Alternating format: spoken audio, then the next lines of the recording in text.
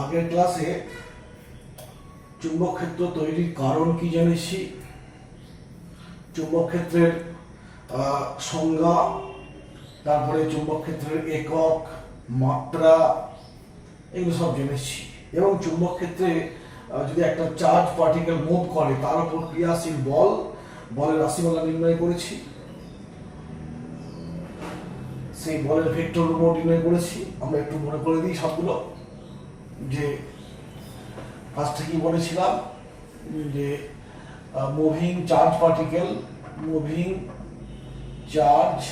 Can create magnetic field.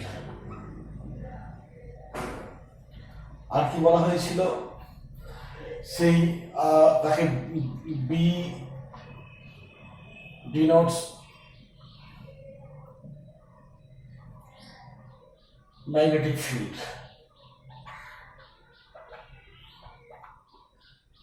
SI unit of B বলা হয়েছিল কি, টেসলা।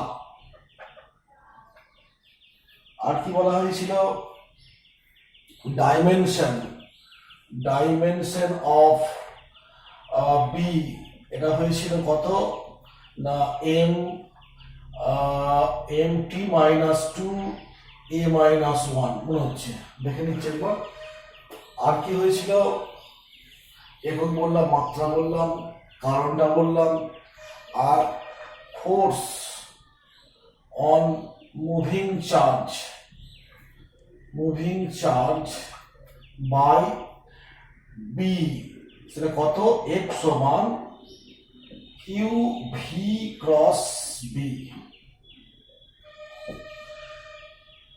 এবং F এর মানটা কত ছিল, UVB সাইন থিটা। এগুলো আমরা আগের ক্লাসে সব জেনেছি। এখানে বি এবং ভি হচ্ছে চার্জের ভেলোসিটি, আর বি হচ্ছে direction of magnetic field. B magnetic ফিল্ডকে ইন্ডিকেট করছে, আর এফটা কি, ফোর্সকে ইন্ডিকেট করছে।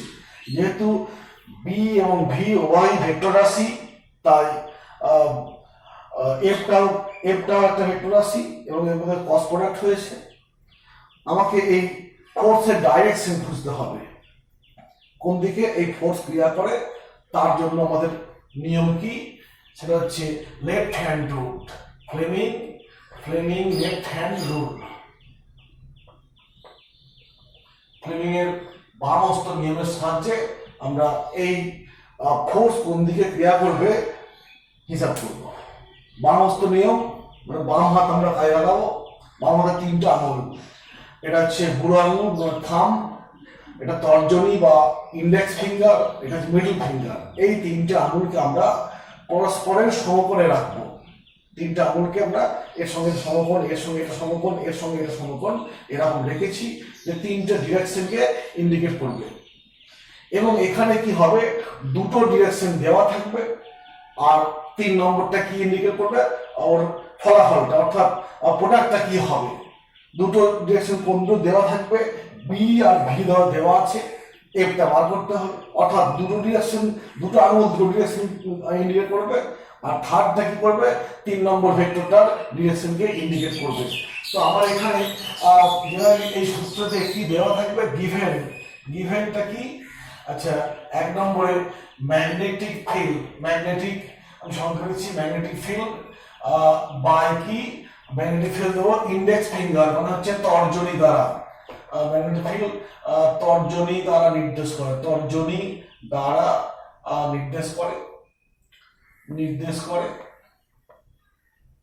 বা তর্জনী নির্দেশ করে।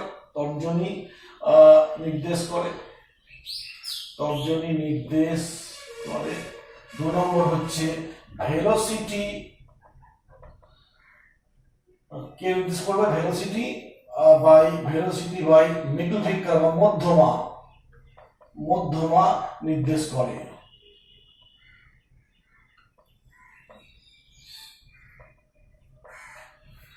তাহলে কি করবে, মধ্যমা তর্জনী, তাহলে বুড়ো আঙুল, রেজাল্টটা কি হবে? রেজাল্ট হচ্ছে বুড়ো আঙুল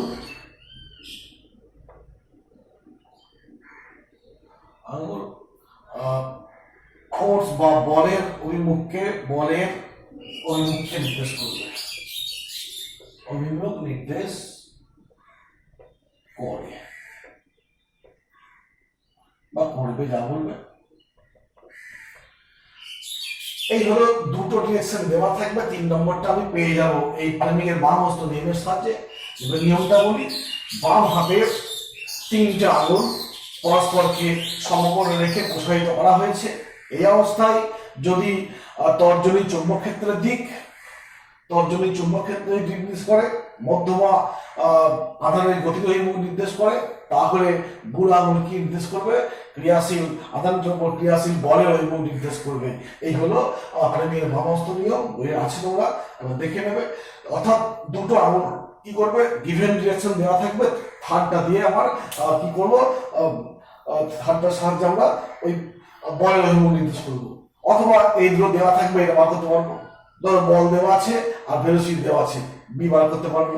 কিংবা এরাও আছে তোমার ভেলোসিটি আর বল দেওয়া আছে, চুম্বক ক্ষেত্রে বার করতে পারবো, এরকম বার করতে পারবো। তো এই হলো নিয়মটা, মনে রাখবে। ফ্লেমিং এর বাম হস্ত নিয়ম, বাম হাতের তর্জনী, মধ্যমা এবং বুড়ো আঙুলকে পরস্পরের সমকোণে রেখে যদি প্রসারিত করা হয়, এবং সেক্ষেত্রে যদি চুম্বক ক্ষেত্রের দিক তর্জনী নির্দেশ করে আর মধ্যমা আধারের গতির বেগকে নির্দেশ করে বা গতির অভিমুখকে নির্দেশ করে, তাহলে বুড়ো আঙুল কি করবে? বলের অভিমুখকে নির্দেশ করবে। ঠিক আছে, এখন আমরা কিছু প্র্যাকটিস করি, বাস্তবে কি হচ্ছে দেখি একটু। মনে রাখবে, এই চুম্বক ক্ষেত্রে আলোচনায় কিন্তু ত্রিমাত্রিক আলোচনা হবে। ত্রিমাত্রিক মানে কি? 3টে দিক, 3টে অক্ষ নিয়ে নির্দেশতন্ত্রটা ত্রিমাত্রিক হবে, 3টে অক্ষ নিয়ে কাজ হবে। অর্থাৎ আমরা ধরো এই একটা অক্ষ নিয়েছি, এই একটা অক্ষ নিয়ে জেনারেলি, তো এটা তো 2 ডাইমেনশন বোর্ড, অর্থাৎ এখানে 3 ডাইমেনশনকে নির্দেশ করার উপায় কি? উপায় হচ্ছে এরকম, এইখানে আমার এরকম একটা অ্যাক্সিস থাকবে, এই দিকে বা ভিতর দিকে যাবে। ঠিক আছে, এই একটা অ্যাক্সিস ধরে নিচ্ছি, এটা এক্স অ্যাক্সিস, এটা মাইনাস এক্স প্লাস এক্স, এটা মাইনাস প্লাস ওয়াই, এটা মাইনাস ওয়াই ইত্যাদি। আর একটা অ্যাক্সিস জেড অ্যাক্সিস, সেটা কি? এই দুটোর সঙ্গে লম্ব।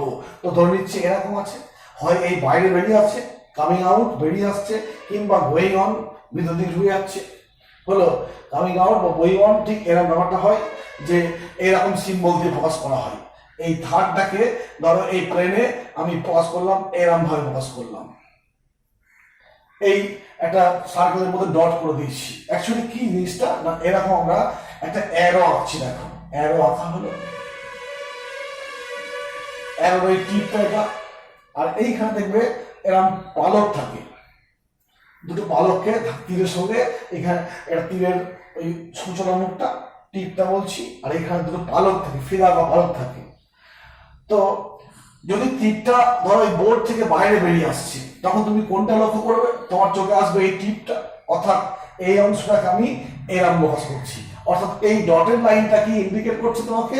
না, মনে হচ্ছে যেন ডিরেকশনটা কি ওই বোর্ডের ভিতর থেকে বেরিয়ে আসছে, কামিং আউট হচ্ছে, বেরিয়ে আসছে। আচ্ছা, যদি তীরটা ভিতরে ঢুকে যায়, একটা তীর এরকম ঢুকে যাচ্ছে, তা তুমি পিছনটা লক্ষ্য করবে। পিছনটা মানে কি? এই পালক দুটো লক্ষ্য করবে। অর্থাৎ যদি এইরকম থাকে, মনে রাখবে, যদি এইরকম একটা ডিরেকশন থাকে, তাহলে এটা কি হবে? Going on.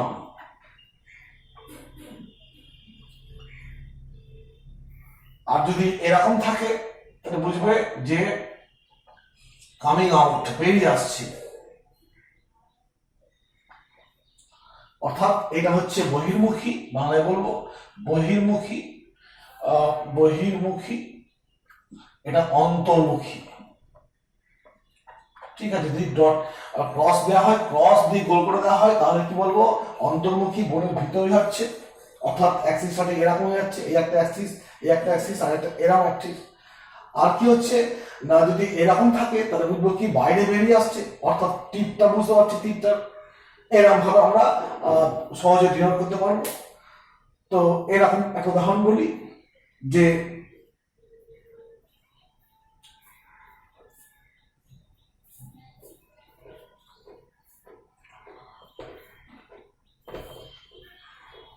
আচ্ছা উদাহরণ বলি যে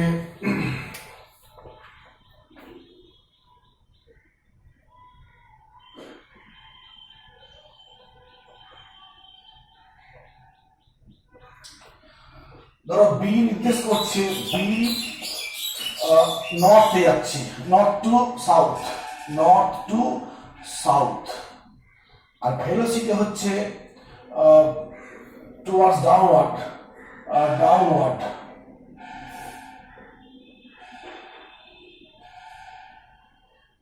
ওপর থেকে নিচের দিকে। তাহলে ফোর্সটা কোন দিকে হবে? কি বললাম, চুম্বক জেনারেলি কি হয়, আমরা এমনি জেনারেলি করে কি এরকম বোর্ডে করা হয়, ঠিক আছে ধরে নিচ্ছি এই দিকটা, বোর্ডের এই দিকটা হচ্ছে তোমার ইস্ট, এটা ওয়েস্ট, এটা হচ্ছে কি নর্থ সাউথ, এরকম হয় না? তো এরকম বলা হয়েছে চুম্বক ক্ষেত্র, চুম্বক ক্ষেত্র উত্তর থেকে দক্ষিণ দিকে, উত্তর দিক হচ্ছে এই দিকটা, দক্ষিণ দিকে এই দিকটা, অর্থাৎ চুম্বক ক্ষেত্রের আঙুলটাকে এরকম নিয়েছো, মনে রাখবে আঙুলটাকে যখনই এরকম ভাবে প্রতিষ্ঠা করেছো এরপরে কিন্তু এইগুলো এরকম নড়বে না। তো অতএব এখানে এই পজিশন ঠিক করার ঘোরানোর রাস্তা কি এইখানে হাত দিয়ে ঘোরাবো, কিংবা এখানে হাত দিয়ে ঘোরাবো, কিংবা এখানে হাত দিয়ে ঘোরাবো, কখনই এরকম এরকম ঘোরাবো না, এটা মনে রাখতে হবে। এইবার দেখো, ধরো বলা হয়েছে নর্থ টু সাউথ, আমি ধরে নিচ্ছি এই দিকটা হচ্ছে নর্থ, এটা হচ্ছে নর্থ, এটা হচ্ছে সাউথ, অতএব নর্থ টু সাউথ মানে এরকম যখন ইউজ করেছি নর্থ থেকে সাউথ যাচ্ছে, চুম্বক ক্ষেত্র তর্জনী প্রকাশ করছে, তর্জনী চুম্বক ক্ষেত্র প্রকাশ করছে, আর বেগ ডাউনওয়ার্ড নিচের দিকে, তুমি দেখতে পাচ্ছ বেগটা এই দিকে আছে, অতএব এটা ঘোরাতে হবে, আমি এরা আমারটা ঘুরিয়ে দেবো না, আমি কি করবো এটা এরকম ঘুরিয়ে দিলাম, দেখো দেখি, অর্থাৎ চুম্বক ক্ষেত্র যাচ্ছে ভিতর দিকে যাচ্ছে, অর্থাৎ আমি ধরে নিয়েছি এই এই এই দিকটা, এই দিকটা হচ্ছে কি নর্থ, ওই দিকটা সাউথ, বোর্ডের দিকটা সাউথ, বোর্ডের ভিতরটা সাউথ, অতএব চুম্বক ক্ষেত্র ওই দিকে, বেগের দিকটা ডাউন আর নিচের দিকে, অর্থাৎ এটা কোন দিকে হবে, ফোর্সটা কোন দিকে হবে, একটা কোন দিকে হবে না টুয়ার্ডস ওয়েস্ট, অর্থাৎ যখন একটা আধান, ধনাত্মক আধান উত্তর থেকে দক্ষিণে যাবে, সরি ধনাত্মক আধান উপর থেকে নিচে পড়ছে, উপর থেকে নিচে পড়ছে, এই অবস্থায় চুম্বক ক্ষেত্র উত্তর থেকে দক্ষিণে নিয়ে করছে, তখন আধানটা কি করবে, একটা বল লাভ করবে, কি হবে এরম পড়ছিল এরম চলে যাবে, এরম পড়ছিল এরম চলে যাবে, ঠিক আছে। এই হলো কথা। যদি এরকম একটা উদাহরণ দেয়, এরকম উদাহরণ দিচ্ছে কিরকম, যে উদাহরণ আটা দিচ্ছি, উদাহরণ দিচ্ছি যে তোমার একটা আধান এরম চলছিল, তো সে এই দিকে বেগ তোমার বল লাভ করছে, তাহলে চুম্বক ক্ষেত্র কোন দিকে আছে? কি বললাম, এই দিকে তোমার একটা দিক, একটা দিক, দুটো দিক বলেছি, আর দিক খুঁজতে হবে, তিন নম্বরটা কোন দিকটা, চুম্বক ক্ষেত্রের দিক খুঁজতে হবে। এখানে বেগের অভিমুখ দেওয়া আছে, ক্রিয়াশীল বল এদিকে কাজ করছে, তোমার বলবে যে চুম্বক ক্ষেত্র কোন দিকে ক্রিয়াশীল আছে। তো বেগের অভিমুখ কি, মধ্যমা, বেগের অভিমুখ মধ্যমা, আমি মধ্যমা দিকে প্লেস করেছি। এবার বল কোন দিকে, বল নিচের দিকে আছে, বলকে বুড়ো আঙুল, অর্থাৎ আমি এটাকে নিচের দিকে প্লেস করলাম, লক্ষ্য রাখো মধ্যমা, ভেলোসিটি ওই দিকে, এটা এই দিকে, অতএব তর্জনী কোন দিকে, ঠিক আছে, অর্থাৎ তর্জনীর দিক, এখানে দুইয়ের দিকটা কোনটা হবে, আমি লিখলাম বিটা, লিখলাম এরকম ভাবে। এই কথাটার মানে কি, এই বোর্ড থেকে এরকম আছে, লক্ষ্য করো, ঠিক হলো, কমপ্লিট। এই দেখো এরকম আসছে, অর্থাৎ আমার এই দুটো দেওয়া আছে, তুমি এটা পেয়ে গেলে, এই দুটো দেওয়া আছে, এটা পেয়ে গেলে। এইভাবে আমরা যে কোনো ক্ষেত্রেই ভাববো জিনিসটা। আর আমরা বলে রাখি, যদি বলো যে একটা ইলেকট্রন ছুটছে, ইলেকট্রন তোমায় বললো, আমি আর উদাহরণ দিচ্ছি, যে একটা ইলেকট্রনের উপরে এই দিকে বল ক্রিয়াশীল, কোন দিকে বল, সরি ইলেকট্রনের তোমার এই দিকে বল ক্রিয়াশীল, এটা হচ্ছে বলের দিকটা কি, এটা, এটা মানে কি ভিতর দিকে বল ক্রিয়াশীল। আর চুম্বক ক্ষেত্র ধরে নিচ্ছি যে চুম্বক ক্ষেত্র তোমার এরকম আছে, চুম্বক ক্ষেত্র তোমার এই দিকে আছে, চুম্বক ক্ষেত্র এটা হচ্ছে এফ এর ডিরেকশন এটা, আর চুম্বক ক্ষেত্রের ডিরেকশন হচ্ছে এইদিকে, চুম্বক ক্ষেত্র ডিরেকশন অর্থাৎ চুম্বক ক্ষেত্র এইদিকে আর এই ক্রস মানে কি ভিতর দিকে। তাহলে একটা ইলেকট্রন, উদাহরণ দিচ্ছি আমার, একটা ইলেকট্রন চুম্বক ক্ষেত্রে গতিশীল, চুম্বক ক্ষেত্রের দিক হচ্ছে এরকম, ইলেকট্রন ই আছে, তো ইলেকট্রন ই মানে ঋণাত্মক আধান, খেয়াল রাখবে ইলেকট্রন আধান কি ঋণাত্মক, ইলেকট্রন আধান কি ঋণাত্মক, একটু গুলিয়ে যায় একটু এখানে, যে ক্রিয়াশীল বল বললাম যে ভিতর দিকে আছে, আমাকে খুঁজতে হবে ইলেকট্রনটা কোন দিকে গতিশীল। যদি ইলেকট্রন না হয়ে একটা ধনাত্মক আধান হতো, ইলেকট্রন না হয়ে ধনাত্মক আধান হতো, তাহলে দেখো এই ধরো ডিরেকশন দেওয়া আছে, আমি ডিরেকশনটা খুঁজি, তো বলটা ভিতর দিকে, বলটা এটা বল নির্দেশ করে, আমি সমকোণে তৈরি করে নিয়েছি, বল ভিতর দিকে করে দিয়েছি। চুম্বক ক্ষেত্র দেখো এরকম আছে, চুম্বক ক্ষেত্র এরকম আছে মানে কি চুম্বক ক্ষেত্র এই দিক বরাবর আছে, অর্থাৎ আধানটা কোন দিকে গতিশীল ছিল, ধনাত্মক আধান হলো এই দিকে, আপড ধনাত্মক আধান যদি এই দিকে হয় তাহলে ইলেকট্রনটা কোন দিকে হবে, ইলেকট্রন ঋণাত্মক আধান, তাহলে ইলেকট্রনটা কোন দিকে হবে, নিচের দিকে হবে, অর্থাৎ বেগের অভিমুখটা কোন দিকে, বেগের অভিমুখটা ছিল এই দিকে ছিল, ইলেকট্রনের বেগ ছিল এইদিকে।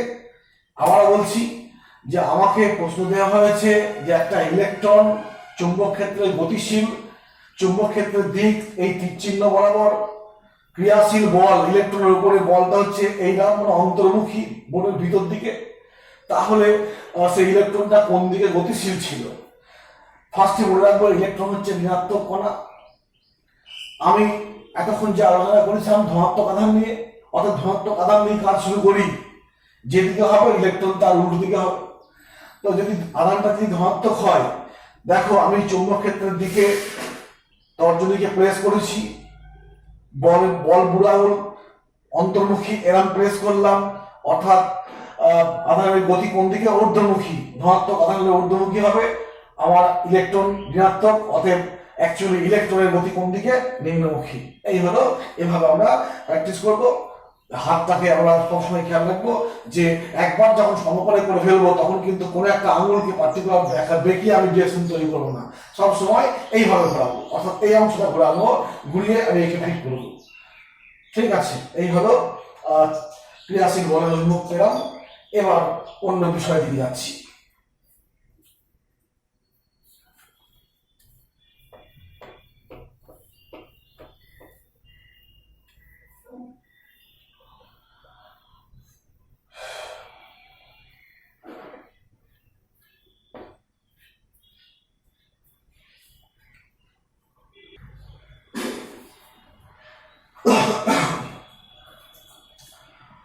এখন চুম্বক ক্ষেত্রের পরিমাপ করতে হবে। তো আমরা জানি চুম্বক ক্ষেত্র সৃষ্টি হয় কখন, যখন চার্জ ফ্লো হয়, অর্থাৎ চার্জ মুভ করে। এখন চার্জ মুভ করে মানে আমরা মানে যেটা দেখি না, যখন একটা তারের মধ্য দিয়ে কারেন্ট ফ্লো হয় সেখানে তো চার্জগুলো বা আধানগুলো মুভ করে, অর্থাৎ এরা ভাবতে পারি যে চার্জ মুভ করলেই চুম্বক ক্ষেত্র তৈরি হচ্ছে, অর্থাৎ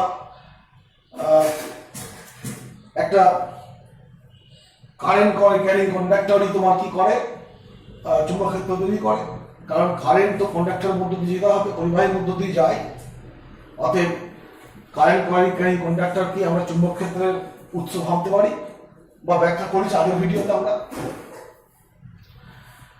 তো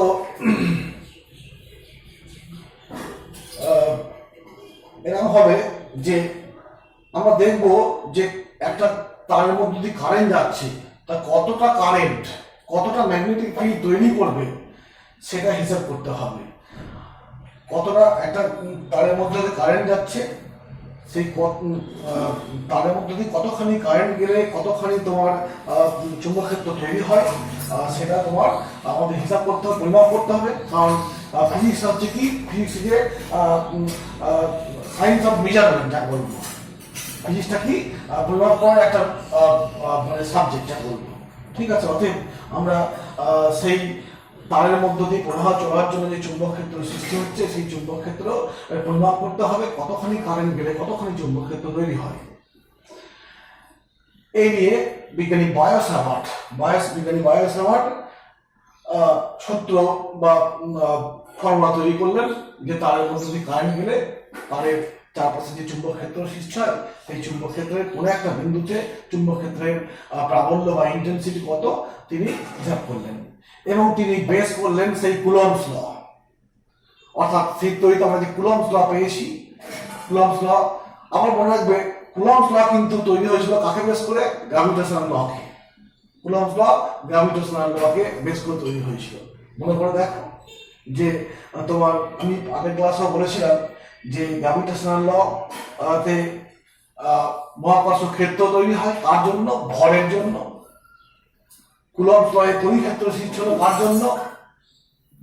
একটা স্থির আধানের জন্য। আর এই চুম্বক ক্ষেত্রে এক্ষেত্রে চুম্বক ক্ষেত্র সৃষ্টি হচ্ছে কার জন্য? একটা মুভিং চার্জের জন্য। আর মুভিং চার্জ কোথায় দেখতে পাওয়া যায়? একটা তারের মধ্যে যখন কারেন্ট ফ্লো হয় তখনই চার্জ মুভ করে। অতএব এইভাবে তোমার দেখতে গেলে আমরা দেখতে পারি যে যেমন মহাকর্ষের সূত্রে এরকম ছিল, মনে দেখো একটু, মহাকর্ষ গ্র্যাভিটেশনাল ফিল্ডে ছিল F সমানুপাতিক mr², অর্থাৎ ভর কারণ আর দূরত্বের বর্গের রাশির এরকম ছিল। কুলম্বস লতে ছিল কেমন? ইলেকট্রিক ফিল্ডে ছিল Q/r²। অতএব বায়োস হাভার্ড করলো কি? বায়োস হাভার্ড সেই কনসেপ্ট অনুযায়ী চুম্বক ক্ষেত্রকে এইভাবে দেখতে চেষ্টা করলো, Q/r²। এখন এতে কি হলো? মেজারমেন্টটা খুব ত্রুটি আসলো। এইভাবে দেখতে গেল এখানে কি, এটা ইনভার্স স্কয়ার ল, r² বা ইনভার্স স্কয়ার, এটা কারণ, এই মাসটা কারণ, মাস বেশি হলে ফিল্ড বেশি হবে, এখানে চার্জ বেশি হলে ফিল্ড বেশি হবে, কারেন্ট বেশি হলে ফিল্ড বেশি হলো। আর এই 1/r²টা কি? ইনভার্স স্কয়ার ল। এতে ত্রুটি আসছে, সেই ত্রুটিটা বায়োস হাভার্ড সংশোধন করলো, দিয়ে নতুন করে উনি অ্যাকচুয়ালি সংশোধিত যে সূত্র চুম্বক ক্ষেত্র নির্ণয়ের যে ইকুয়েশন তিনি তৈরি করলেন। কি করলেন উনি? না, উনি এভাবে করলেন যে যখনই একটা তারের মধ্য দিয়ে কারেন্ট যাচ্ছে, সেখানে চুম্বক ক্ষেত্র তৈরির জন্য শুধু কারেন্ট দায়ী হলে হবে না। কারেন্ট মানে কি? Moving charge. চার্জ মুভ করছে মানে কি? এক স্থান থেকে অন্য স্থানে যাচ্ছে। আর এই দুই স্থানের মধ্যে কি আছে? একটা ডিস্টেন্স আছে। অর্থাৎ এখানে কিন্তু আর একটা টার্ম চলে আসছে, সেটা কি? লেন্থ। পরিবাহী লেন্থটা কত? কারণ একটা পরিবাহী লেন্থ থাকলেই তো কারেন্টগুলো মুভ করবে, আর অর্থাৎ চার্জগুলো মুভ করবে আর কারেন্ট যাবে। অর্থাৎ এই ক্ষেত্রে তিনি একটা কারেন্টের সঙ্গে পরিবাহীর দৈর্ঘ্যটাকে জুড়ে দিলেন। এবার সেখানে ক্যালকুলাসের হেল্প নিলেন। সবচেয়ে ক্ষুদ্রতম দৈর্ঘ্য আমরা ক্যালকুলাস শিখেছি ডিএল হচ্ছে একটা দৈর্ঘ্য। এল এর মানটা কি? 0 নয়, খুব বেশিও নয়, অ্যাপ্রোচ টু 0, টেন্স টু 0, অতএব এইটাকে নিলেন, এর সঙ্গে আই গুণ করলেন। আই মানে কি? কারেন্ট। এখানে যেমন শুধু মাস ছিল, শুধু কিউ ছিল, এখানে শুধু আই হলে হবে না, আয়ের সঙ্গে একটা দৈর্ঘ্য, পরিবাহীর দৈর্ঘ্যটাকে যুক্ত করলেন এবং এইটার নাম দিলেন কারেন্ট এলিমেন্ট।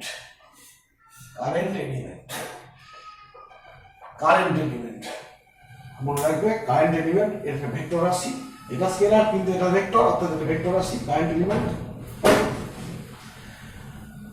দিয়ে তিনি এবার সংশোধিত হবে, এই যে কনসেপ্টটা নিলেন, এই কনসেপ্ট থেকে তিনি সংশোধিত ভাবে তোমার বায়োস হাভার্ড সূত্র তৈরি করলেন চুম্বক ক্ষেত্র নির্ণয়ের জন্য।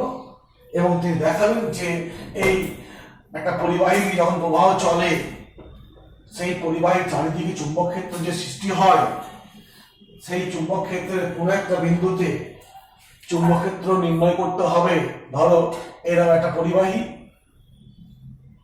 পরিবাহীটা দেখো, প্রবাহটা তুমি এত সোজা না করে এরম ভাবে করছি, এরম আছে একটা পরিবাহীতে কারেন্ট যাচ্ছে, এরম দেখি এদিকে ডিরেকশন এরকম, তারপরে এরম ডিরেকশন, তারপরে এরম ডিরেকশন পাল্টাচ্ছে। তো এই পদ্ধতি কারেন্ট যাওয়ার জন্য চারিদিকে চুম্বক ক্ষেত্র সৃষ্টি হবে। ধরে নিচ্ছি সেই ক্ষেত্রের উপর একটা বিন্দু, ধরলাম পি একটা বিন্দু, পি বিন্দুতে আমাকে চুম্বক ক্ষেত্র নির্ণয় করতে হবে। তার জন্য কি করব, একটা ক্ষুদ্র ডিএল লেন্থ নেব। ডিএল যে এইটা হচ্ছে ডিএল লেন্থ। অ্যাকচুয়ালি এটা বেশ বড় মনে হচ্ছে আমাদের সুবিধার জন্য, কিন্তু এটা অ্যাকচুয়ালি খুবই ক্ষুদ্র, শূন্য দেখাচ্ছি, প্রায় শূন্য নয় লেন্থটা। আর এইখান থেকে এটাকে আমি আর বললাম, অর্থাৎ এই ডিএল লেন্থ থেকে পি বিন্দুর দূরত্ব আর। তো আমরা কি করব না, এই ডিএল লেন্থের মধ্য দিয়ে আই কারেন্ট যাচ্ছে, তার জন্য আমি পি বিন্দুতে চুম্বক ক্ষেত্র বার করব। এখন এই পরিবাহীটা অসংখ্য ডিএল এর সমষ্টি, আর এই ক্ষুদ্র ক্ষুদ্র ডিএল গুলোকে নিয়ে আমি যদি ইন্টিগ্রেশন করি তাহলে কি পাবো, পি বিন্দুতে সব পরিবাহীটার জন্য চুম্বক ক্ষেত্র পেয়ে যাবো। তো ফার্স্ট আমি শুরু করব এই ডিএল অংশের জন্য। আর মনে রাখবে এইখানে ডিএল অংশের মধ্যে ডিরেকশনটা কোন দিকে, এই বরাবর ডিএল দিকে ভেক্টর বলে দিই। আরটা একটা ভেক্টর, ওর একটা ডিরেকশন আছে এইদিকে। তো এই ডিএল এবং আর এর মধ্যে কোনটাকে ধরলাম থিটা। অতএব পি বিন্দুতে ডিএল দৈর্ঘ্যের জন্য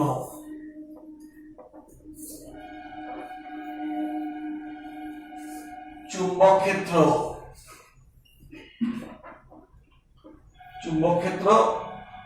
ডিবি, অর্থাৎ ডিএল অংশ ক্ষুদ্র অংশ, তার জন্য পি বিন্দুতে ক্ষুদ্র মানের একটা চুম্বক ক্ষেত্র সৃষ্টি হলো। সেই ডিবি হলে বাই সমান প্রমাণ করলেন। এই ডিবিটা, এক নম্বর ডিবি হচ্ছে কারেন্টের সমানুপাতিক। কারেন্ট বাড়লে পরে পি বিন্দুতে চুম্বক ক্ষেত্রের মানও বাড়বে। ডিবিটা ওই ক্ষুদ্র যে লেন্থ বললাম সেই লেন্থের সমানুপাতিক। 3 নম্বরে ডিবিটা দূরত্বের বর্গের ব্যস্তানুপাতিক, দূরত্ব বাড়লে বাড়বে। 4 নম্বর এই ডিবিটা কিন্তু এই ডিএল এবং আর এর মধ্যে যে কোণ, সেই কোণের উপর নির্ভরশীল, মানে সাইন থিটার উপর নির্ভরশীল। এই কোণের যে সাইন থিটা তার উপর নির্ভরশীল, এটা পরীক্ষা করে প্রমাণ করা গেছে। কারণ এখানে ক্রস গুণ আসবে, ক্রস গুণ মানে সাইন আসবে, ইত্যাদি ইত্যাদি। তো দেখো অনেকটাই কিন্তু ইয়ের সঙ্গে যুক্ত, মানে কুলম্বের সূত্র, যে ফিল্ডের সূত্র ছিল কিউ বাই আর স্কয়ার। এখানে কিউ না বলে আই আর ডিএল নেওয়া হবে, আর আর স্কয়ারও আছে, ইত্যাদি ইত্যাদি আছে। অতএব বায়াসাভার্ট যে চুম্বক ক্ষেত্রের সূত্রটা করলো, চুম্বক ক্ষেত্র নির্ণয়ের যে ফর্মুলা আবিষ্কার করলেন, সেখানে কিছুটা কুলম্বের সূত্র মান্য হলো, কিছুটা মান্য হলো না, সেটা আমরা পরে আবার দেখবো। এখন এই সবগুলোকে যদি একত্রিত করা যায়, অতএব ডিবি সমানুপাতিক আই ডিএল। আমি এখন তোমার ভেক্টর লিখছি, শুধু স্কেলারটা লিখছি, ঠিক আছে, শুধু স্কেলার লিখছি, মানে মানগুলো লিখছি, চুম্বক ক্ষেত্রের মানটা হিসাব করি, তারপর ভেক্টর ঢুকে যাবো। DL sine theta by R square. অতএব এটাকে সমান করলে কি হবে, একটা ধ্রুবক দিয়ে গুণ করতে হবে, সমান K I DL sine theta by R square. এখন আমরা যা কিছু আলোচনা করবো এসআই পদ্ধতিতে, এসআই সিস্টেমে কি হবে, এই কে কে ধরা হয় মিউ 0/4 পাই। মিউ 0 একটা নতুন টার্ম চলে এলো, মিউ 0 নিয়ে আমরা পরের ক্লাসে ভাববো। মিউ 0/4 পাই, তাহলে এখানে বসিয়ে দিলে কি হবে, ডিবি সমান mu 0/4 pi I DL sine theta by R square. এটা হচ্ছে পি বিন্দুতে ডিএল অংশের জন্য চুম্বক ক্ষেত্রের মান। এখন যদি এটাকে ভেক্টর ফর্মে দেখাতে হয়, ভেক্টর ফর্মে দেখাতে হলে কি করে লিখবো, দেখো ডিবিটা লিখলাম, ভেক্টর দিয়েছি, এখানে দেখো ডিএলটা একটা ভেক্টর, আরটা একটা ভেক্টর। তো দেখো তো এরকম হয় কিনা, লিখতে পারি কিনা। 4 পাই আই লিখলাম, আর লিখছি ডি, আর লিখবো DL,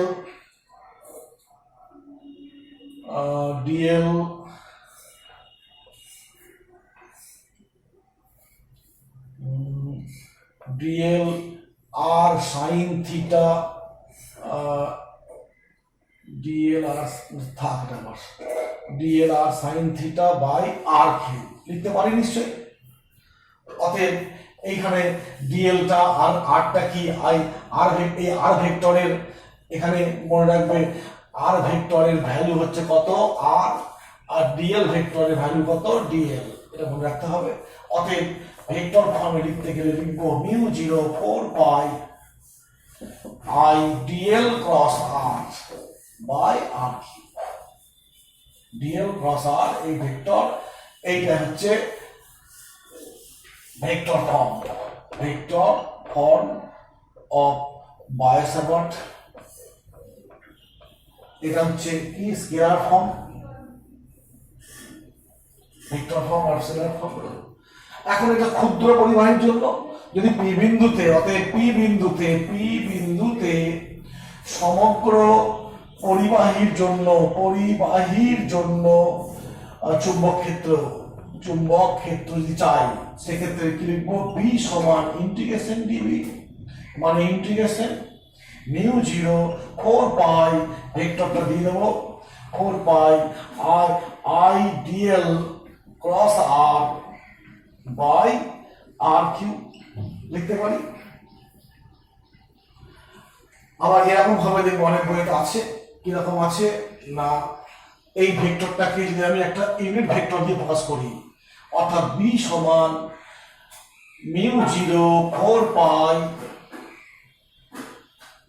I DL cross R cap by R square. এই আর ভেক্টর মানে কি, এর পরম মান এবং এর দিকে একটা একক ভেক্টর, পরম মানটা কত আর, সেই আর আর আর কেটে গিয়ে স্কয়ার হবে, আর ওইদিকে একটা একক ভেক্টর থাকবে। অতএব এটাকেও লিখতে পারি আমরা ডিএল ক্রস আর ক্যাপ, এটা একটা হবে। বিভিন্ন ফর্ম আসবে, আরো দু একটা ফর্ম বলছি একটু পরে। এই হলো বায়োসাভার্ট সূত্রের সাহায্যে পি বিন্দুতে চুম্বক ক্ষেত্রের মান পেলাম। পি বিন্দুতে ক্ষুদ্র অংশের জন্য বললে এটা বলবো, আর সম্পূর্ণ পরিবাহীর জন্য বললে এটা বলবো। এখন এইটা বা এইটারই আরো দু একটা রূপ বলছি আমি, দেখো অনেক সময় বায়োসাভার্ট লকে বলে কারেন্ট ডেনসিটি ফর্মে দেখাও, কারেন্ট ডেনসিটি। তো কারেন্ট ডেনসিটি ফর্ম বললে যে বায়োসাভার্ট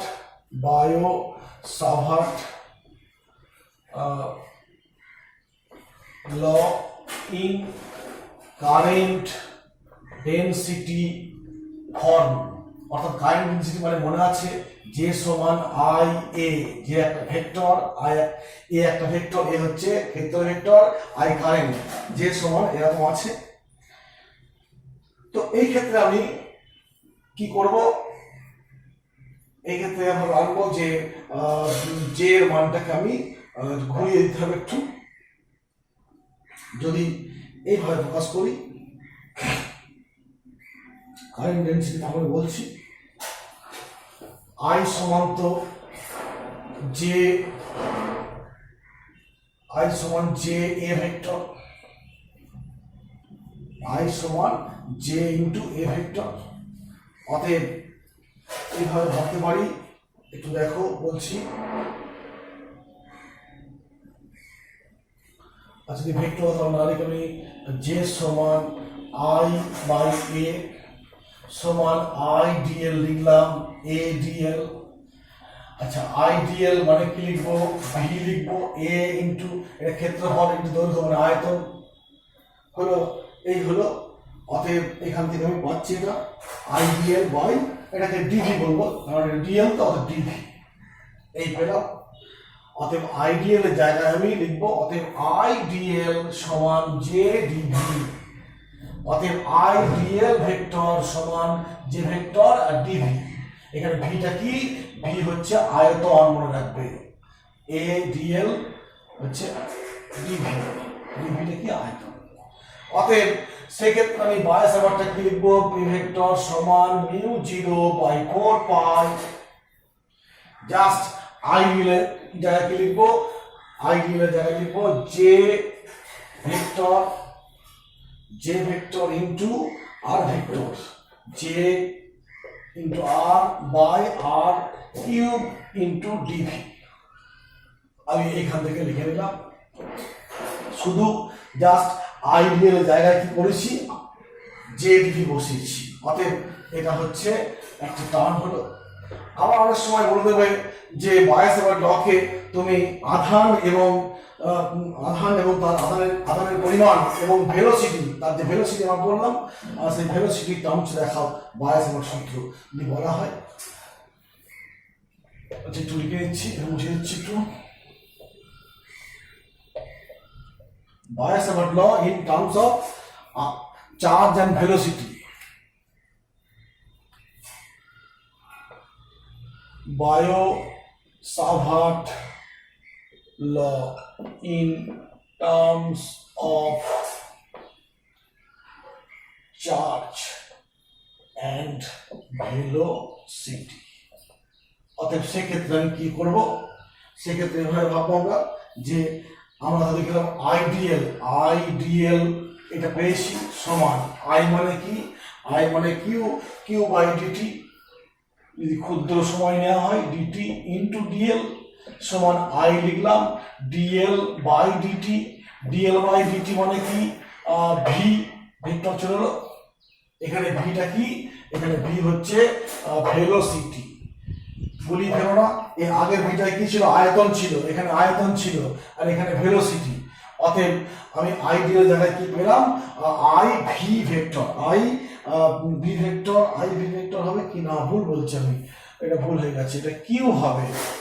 কারেন্ট মানে কি, আধান বাই সময়, কারেন্ট মানে আধান বাই সময়, এটা আধান লিখবো, এটাকে আধান লিখবো, ভুল হয়ে গেছে। অতএব বি সমান সামেশন ইন্টিগ্রেশন যাই বলবে মিউ 0 4 পাই আইডিয়াল জায়গায় লিখবো Q V cross R vector by R cube. ঠিক আছে, অতএব এটা হলো কি, এটা একটা ভেক্টর মানে বায়াস সাভার্ট লয়ের একটা ফর্ম। এই একটা পেলাম, এই একটা পেলাম, এই একটা পেলাম, আরো মনে করলে অনেক কিছু পাওয়া যাবে। এই হলো এই দিকটা গেল। এখন আবার একটা জিনিস মনে রাখতে হবে, যেটা মিস করে গেছি, যে এখানে তো বি একটা ভেক্টর, অর্থাৎ পি বিন্দুতে আমি সে আগে এটা ফিরে আসি।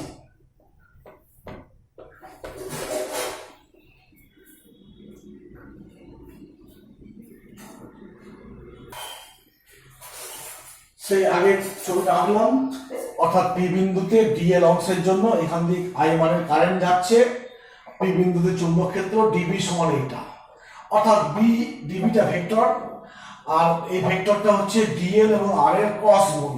অর্থাৎ বি এর দিক ঠিক করবে কি করে, সেই রাইট হ্যান্ড স্ক্রু নিয়ম বা ক্রস প্রোডাক্টের নিয়ম যা বলবে।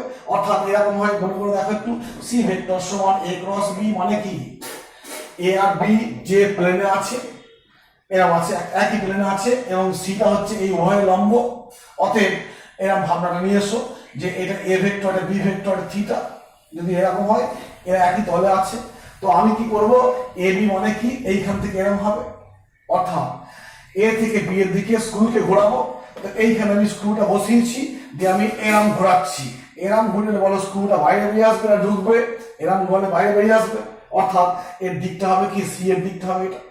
ঠিক সেরকমই এইখানে দেখো ডিবি ভেক্টরটা ডিএল এবং আর ভেক্টরের ক্রস গুণ, অর্থাৎ ডিএল ক্রস আর, যেমন এ ক্রস বি ছিল। অর্থাৎ আমি যদি এইখানে এই বিন্দুতে আমি চুম্বক ক্ষেত্র খুঁজছি, আমি কোন দিকে ঘোরাবো স্ক্রুকে, না ডিএল থেকে আর দিক, অর্থাৎ এরাম ঘোরাবো, অর্থাৎ এখান থেকে আমি এরাম ঘোরাবো। যদি এরাম ঘোরাই তাহলে বলো, এরাম ঘোরালে পরে যদি এরকম রেখে দিয়ে আমি ডিএল থেকে আর দিকে ঘোরাচ্ছি, ডিএল থেকে আর দিকে এরাম ঘোরাচ্ছি, স্ক্রুটা ঢুকবে না বেরিয়ে আসবে, স্ক্রুটা অন্তর্মুখী হবে। অতএব এই ক্ষেত্রে আমি সিম্বলটা কি দেবো, এরাম দেবো, ক্রস দেবো। জিনিসটা ক্লিয়ার করা হওয়ার পর যে এখানে কি বলছিলাম, এখানটা বলছিলাম যে বি হচ্ছে একটা ভেক্টর চুম্বক ক্ষেত্র, সেটা হচ্ছে ডিএল ক্রস আর, এই দুটো ভেক্টরের ক্রস গুণের নিয়ম কি, রাইট হ্যান্ড স্ক্রু নিয়ম। আমরা 11-এ পড়েছি স্ক্রু নিয়মটা, এখানেও দেখবে তোমার বইয়ে আছে নিয়মটা। বলছি যে একটা স্ক্রু নাও, ডান পাকে স্ক্রু নিয়ে যদি আমি পি বিন্দুতে বসিয়ে ডিএল ক্রস আর, ডিএল থেকে আর দিকে ঘোরাচ্ছি, এই দিক থেকে এই দিকে ঘোরাচ্ছি, এই ভ্যালু, এটা হচ্ছে ডিএল, এটা হচ্ছে আর, অতএব আমি এরম ঘোরাবো, এই দিক থেকে এই দিকে ঘোরাচ্ছি মানে কি এরম ঘোরাবো।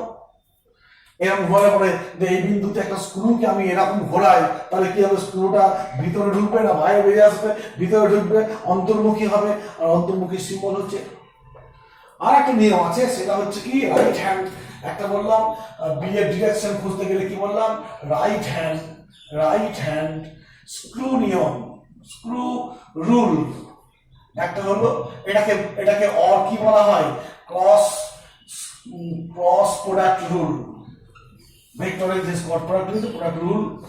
2 নম্বর আছে কি রাইট হ্যান্ড থাম রুল বলে, কোন সময় কোন বইয়ে থাম রুল বলে, থাম রুল, বা অনেক বই আছে রাইট হ্যান্ড পাম রুল, যে কোনো একটা বললেই হবে, থাম রুল আর পাম রুল। আমি বলছি এটাকে, এটা তো বলা হয়ে গেছে। এখন এই রাইট হ্যান্ড পাম রুলটা বলছি কি জিনিসটা না, আমি ডান হাত নেবো, রাইট হ্যান্ড বলেছি মানে ডান হাত নেবো, দিয়ে এরকম ভাবে প্লেস করব যে তোমার বুড়ো আঙুলটা, এই থামটা, রাইট হ্যান্ড নিয়ে থামটাকে আমি কারেন্টের দিকে নির্দেশ করে দেবো, অর্থাৎ আমার এখানে কারেন্ট আছে এরকম, আমি দিকে নির্দেশ করলাম। আর এই তালুটা পামটা কি করবো, আর বরাবর রাখবো, এরকম এই তালুটাকে রেখেছি আর বরাবর, আর বুড়ো আঙুলটা এরকম আছে। এইবার এই পি বিন্দুতে চুম্বক ক্ষেত্র করছি, এই যে তালুটা পেলাম, এই তালুটার অবিলম্ব বা নর্মাল টানবো, এটা নর্মাল হচ্ছে, দেখো এই তালুটা নর্মাল, অর্থাৎ সেই নর্মালের দিকটা হবে। তাকেই দেখো তাহলে কি দাঁড়াচ্ছে, এই পি বিন্দুতে চুম্বক ক্ষেত্রের দিকটা কোন দিকে হচ্ছে, চুম্বক ক্ষেত্রের দিকটা হচ্ছে তোমার ঠিক দেখো অন্তর্মুখী হচ্ছে, চুম্বক ক্ষেত্রের বিভিন্ন দিকটা হচ্ছে ঠিক অন্তর্মুখী। আবার বলছি ভালো করে বাংলা শুনে নাও, যে রাইট হ্যান্ড থাম রুল বলা হয় অনেক সময়, বা পাম রুল, দুটি একই। তো কি করব, ফার্স্টে আমি ডান হাত নেব, ডান হাতের থাম বা বুড়ো আঙুলটাকে আমি করব কি কারেন্টের দিকে প্লেস করব, আর বাকি তালুটা এই আর বরাবর পি এর দিকে প্লেস করব।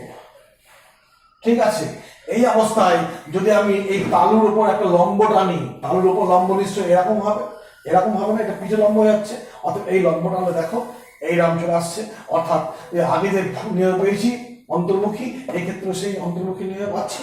আমি এখন তোমাদের থাম রুলটাকে একটু লিখে দিচ্ছি, দেখো একটু তোমার বইয়ে নেই থাম, এই পাম রুল বা থাম রুলটা তোমার বইয়ে নেই, আমি একটু লিখে দিচ্ছি, তোমরা টুকে নিও।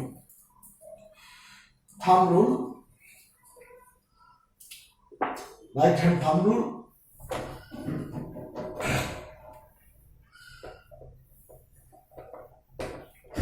দিক নির্ণয় বললাম। আর একটা আছে মুষ্টি নিয়ম বলা চলে, সেটা বলছি। একটা ফার্স্ট বললাম কি, ফার্স্টে বললাম রাইট হ্যান্ড কি বললাম, রাইট হ্যান্ড স্ক্রু নিয়ম, স্ক্রু রুল। 2 নম্বরে বললাম রাইট হ্যান্ড থাম অর পাম রুল, যাই বলবে।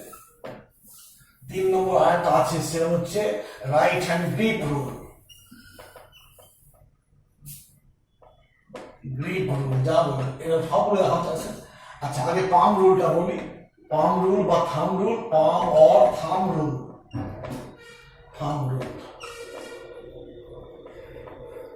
পাম অর থাম রুল কি হচ্ছে, যে বুড়ো আঙুলটা কোন দিকে, আমি সংখ্যায় বলছি, বেশি লিখতে যাচ্ছি না, বুড়ো আঙুল বা থাম যা বলবে ধরতে হবে,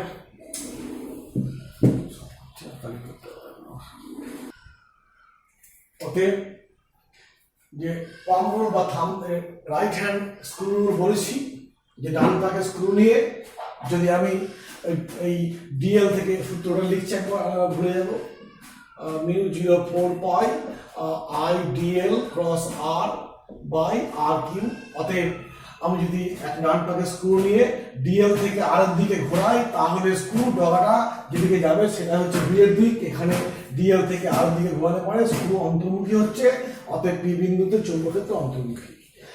পাম রুল বা এখানে পাম রুলটা লিখেছি, পাম রুল বা থাম রুল কি, থাম অ্যালং দ্য কারেন্ট, থামটাকে আমি বুড়ো আঙুলটাকে কারেন্টের দিকে রেখেছি, পাম অ্যালং আর, এই পামটাকে আর দিকে রাখলাম, এটা আর দিক। তারপরে কি হচ্ছে পি অ্যাট পাম, পিটা কি পামের মধ্যে হয়ে যাচ্ছে। এবার আমি then normal to give the normal to palm, normal to palm, অর্থাৎ এই তালুর উপরে যে নর্মাল টানি, তালুর উপরে নর্মাল টেনেছি, এই নর্মালটা কি হবে, give the direction of magnetic field at that point P, at that point P হলো। এই হলো তোমার চুম্বক ক্ষেত্র নির্ণয় করার জন্য বিভিন্ন নিয়মগুলো আছে, যে কোনো একটা নিয়মে তুমি কাজ করলেই হবে, কোনো সমস্যা কিছু নেই। আর একটা আছে কি রাইট হ্যান্ড গ্রিপ রুল, সেটা কি না এরকম দেখো যে পরিবাহী তার ধরো এটা আছে, আমি বললাম কি ডান হাত দিয়ে এটাকে এরম ধরেছি, এরম মুড়িয়ে ধরেছি গ্রিপ করে, এবং কি এই বুড়ো আঙুলটা নির্দেশ করছে কি কারেন্টের ডিরেকশন, যেদিকে তার দিয়ে কারেন্ট যাচ্ছে সেই ডিরেকশন আমি বুড়ো আঙুলটা রেখেছি। এই অবস্থায় তুমি এই তারের চারিদিকে চুম্বক ক্ষেত্র সৃষ্টি হচ্ছে, তারের যে কোনো বিন্দুতে চুম্বক ক্ষেত্র হবে কি সেই বিন্দুতে লক্ষ্য রাখবো যে আঙুলগুলো কোন দিকে এগিয়ে যাচ্ছে। ধরো আমি বিন্দুটা এইখানে আছি, তার মানে কি এখানে দেখো আঙুলগুলো এই দিকে এগিয়ে যাচ্ছে, অর্থাৎ এই বর্ষণ বরাবর। যদি এইখানে বিন্দুটা হয় আঙুলগুলো দেখো আমার দিকে এগিয়ে আসছে, অতএব এই বরাবর হবে। যদি এই বিন্দুতে হয় এইখানে বিন্দু থাকে তাহলে দেখো এই বরাবর হবে, এরকম আসছে। অর্থাৎ এই ক্ষেত্রে লক্ষ্য রাখো কি হবে, এই গ্রিপ রুল অনুযায়ী আমি ধরেছি, এরম ধরেছি, তারটাকে এরম ধরেছি, ধরার ফলে কি হচ্ছে না বুড়ো আঙুলটা কারেন্টের দিক নির্দেশ করছে, আর পিটা আছে এইখানে, এইখানে দেখো আঙুলগুলো অন্তর্মুখী, তাই পি বিন্দুতে চুম্বক ক্ষেত্র অন্তর্মুখী। এটা তোমার বইয়ে আছে, দেখবে গ্রিপ রুলটা বইয়ে আছে, স্ক্রু নিয়ম বইয়ে আছে, ম্যাক্সওয়েল স্ক্রু নিয়ম বলা হয়, অনেক সময়কে ম্যাক্সওয়েল স্ক্রু নিয়ম বলা হয়। আর এইটা বইয়ে নেই বলে আমি এটা লিখে দিলাম। এই হলো এই দিকটা গেল। আর একটা সামান্য জিনিস বলবো যে মনে রাখবে চুম্বক ক্ষেত্র, তারপর তড়িৎ ক্ষেত্র, ওদিকে মহাকর্ষ ক্ষেত্র, সব কিন্তু বেসগুলো একই ছিল। তো আমরা যখন স্থির তড়িৎ নিয়ে পড়েছি তখন দেখবে মহাকর্ষ সূত্র আর চুম্বক ক্ষেত্রের মধ্যে ট্যালি করেছিলাম, অর্থাৎ সাদৃশ্য আর বৈসাদৃশ্য নির্ণয় করেছিলাম। ঠিক এখানেও হবে কি এরকমই, তড়িৎ ক্ষেত্র আর চুম্বক ক্ষেত্রের মধ্যে তুলনা কম্পারিজনটা করতে হবে, আমাদের না করলে আমরা ঠিক মানে জিনিসটাকে দুটোর মধ্যে পার্থক্য মানে অনুরূপ মানে সম্পর্ক কি বুঝতে পারবো না। অতএব সেটা আমরা এখন লিখবো। দেখো আমরা বি এর সঙ্গে ই এর তুলনা সাদৃশ্য বা বৈসাদৃশ্য লিখে নিয়েছি আগেই। তো আমি বলে দিচ্ছি এবার ব্যাপারটা, যে বি নির্ণয় করলাম বায় সাবার দিয়ে, আর স্থির তড়িতে ই নির্ণয় করেছিলাম কুলম্ব সূত্রের সাহায্যে। তো এই দুই সূত্রই কিন্তু লং রেঞ্জ ফিল্ড, অর্থাৎ কি অসীম পর্যন্ত বিস্তৃত। বাস্তবে এর প্রভাব হয়তো অসীম পর্যন্ত থাকে না, কিন্তু থিওরিটিক্যালি বলতে হবে এরা হচ্ছে লং রেঞ্জ ফিল্ড, মানে অসীম পর্যন্ত বিস্তৃত এর প্রভাব থাকে। উভয় ইনভার্স স্কয়ারস ল, অর্থাৎ 1/r² এর সমানুপাতিক যে পেয়েছি, ইনভার্স স্কয়ার ল মেনে চলে। কারণ দেখো আমি এখানে এই ডিকিউ পরিমাণ আধানের জন্য যে ক্ষেত্র তৈরি হয় সেটা এখানে দেখিয়েছি, আর ডিবি এখানে দেখো আইডিয়াল পরিমাণ কারেন্ট এলিমেন্টের জন্য যে চুম্বক ক্ষেত্র তৈরি দেখিয়েছি। দুই ক্ষেত্রেই দেখো r² এর ব্যস্তানুপাতিক, ইও r² এর ব্যস্তানুপাতিক, আবার বিও r² এর ব্যস্তানুপাতিক, তাই 1/r² এর সমানুপাতিক দেখিয়েছি, অর্থাৎ ইনভার্স স্কয়ারস ল বলা হয় এটাকে। উভয় সূত্রই সুপারপজিশন প্রিন্সিপাল মেনে চলে। মনে পড়ছে স্থির তড়িতে বলেছিলাম যে একটা স্থানে অনেকগুলো আধান থাকলে পরে তোমার কি হবে, প্রত্যেক দুটো আধানের মধ্যে যখন আকর্ষণ বা বিকর্ষণ কাজ করবে তখন অন্যগুলোর প্রভাবকে আমরা কি করি, ইগনোর করি, এবং কোনো একটা আধানের উপরে কি বলবো ক্রিয়াশীল মোট বল, সব বলগুলোর কি অন্য সব বলগুলোর কি আধানের ভেক্টর যোগফল, যে সুপারপজিশন সেটা এই চুম্বক ক্ষেত্র কার্যকরী হয়। তাই লিখি দেখো উভয়ই সুপারপজিশন প্রিন্সিপাল মেনে চলে, উভয়ই মাধ্যমের উপর নির্ভর করে। দেখো এইটাকে বলতাম কি ইপসাইলন, বা মাধ্যমের কি তড়িৎ ভেদ্যতা। আমরা নতুন একটা জিনিস পেয়েছি μ0, এটাকে ধ্রুবক বলে চালিয়ে দিয়েছি। এটা অ্যাকচুয়ালি এর নাম হচ্ছে চৌম্বক ভেদ্যতা। চৌম্বক ভেদ্যতা ইংরেজিতে পারমিএবিলিটি। এটা মাধ্যমের উপর নির্ভর করে এবং কোন একক ব্যবহার করছি, আমরা এসআই একক ব্যবহার করবো সেই এককের উপর নির্ভর করে। যা ঠিক আছে, তাই বলছি যে তড়িৎ ক্ষেত্র বা চৌম্বক ক্ষেত্র উভয় কি মাধ্যমের উপর নির্ভর করে। এইগুলো গেল সিমিলারিটিস, দুই ক্ষেত্রের মধ্যে সাদৃশ্য। আর বৈসাদৃশ্য কি না, এর তড়িৎ ক্ষেত্রের উৎস কি আধান, যেটা একটা স্কেলার কোয়ান্টিটি। এর উৎস হচ্ছে স্কেলার কোয়ান্টিটি কিউ, কিন্তু বি এর উৎস কি আইডিএল। আইডিএল কি কারেন্ট এলিমেন্ট, এটাকে নাম দিয়েছিলাম কি কারেন্ট এলিমেন্ট, এটা কি ভেক্টর কোয়ান্টিটি। এর দিকটা কোন দিকে হয় আমরা জানি যে তড়িৎ ক্ষেত্র কোন একটা আধানের জন্য তড়িৎ ক্ষেত্র এই বিন্দুতে আর তড়িৎ ক্ষেত্র কোন দিকে হয় আর এর দিকে হয়, এই পি বিন্দুতে তড়িৎ ক্ষেত্র এরকম হয়, অর্থাৎ তড়িৎ ক্ষেত্রের দিক আর এর দিকে হয়, কিন্তু বি এর দিক কোন দিকে হলো আর এর লম্ব দিকে। এইটা আর হলে ক্ষেত্র ভিতর দিকে হয়েছে লম্ব দিকে বলা হয়, অর্থাৎ এ এর দিক আর এর দিকে, কিন্তু বি এর দিক হয় আর এর লম্ব দিক। আবার ডিএল ও আর এর মধ্যে কোণের উপর নির্ভর করে। এই যে কোণ থিটা, এই কোণটা খুব মারাত্মক, মানে এই দেখো সাইন থিটা আসছে, আর থিটার মান পাল্টালে কিন্তু ডিবির মান পাল্টে যাবে। থিটার মান যখন 0 হবে বি এর মান কি হবে 0 হয়ে যাবে। আবার আমরা নেক্সট বলবো থিটার মান যখন 90 হবে এইটা তখন ম্যাক্সিমাম হবে, অর্থাৎ থিটা ডিপেন্ডেন্স কিন্তু ই কিন্তু থিটার উপর নির্ভর করে না, ই কোণের উপর নির্ভর নেই।